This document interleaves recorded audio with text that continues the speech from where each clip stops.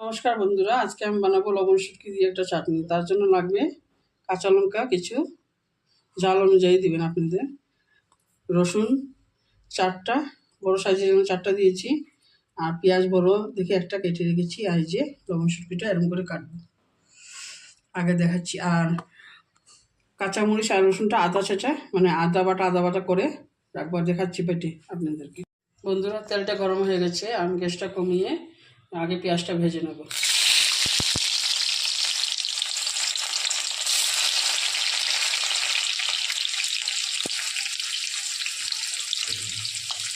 তারপরে হাফ চামচ দিয়ে দিচ্ছি।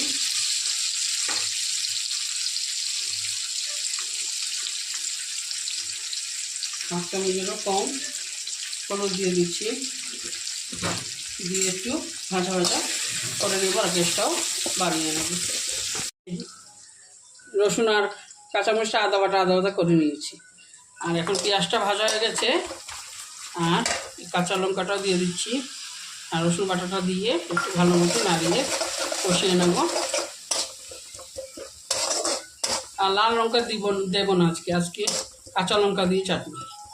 আর আপনাদের যদি ইচ্ছা করে তাহলে শুকনো মরিচ বেটেও করতে পারেন, তাই যে কাঁচা মরিচ দিয়ে করলে ভালো লাগে, তার জন্য কাঁচা মরিচ দিয়ে করছি।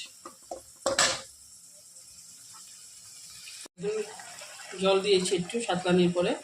আর এই যে লবণ শুটকিটা দিয়ে সিদ্ধ হয়ে যাবে, আর ভাজাও করে নেবে একসঙ্গে।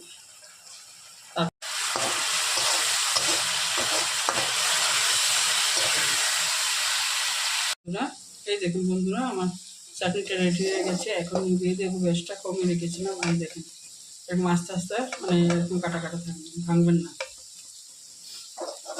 চাটনিটা রেডি হয়ে গেছে, এখন নামিয়ে দেবো বন্ধুরা। আর চাটনিটা রেডি হয়ে গেছে। অবশ্যই একবার লাইক করবেন যদি ভালো লাগে, শেয়ার করবেন, সাবস্ক্রাইব করবেন, কমেন্ট করবেন। Thank you.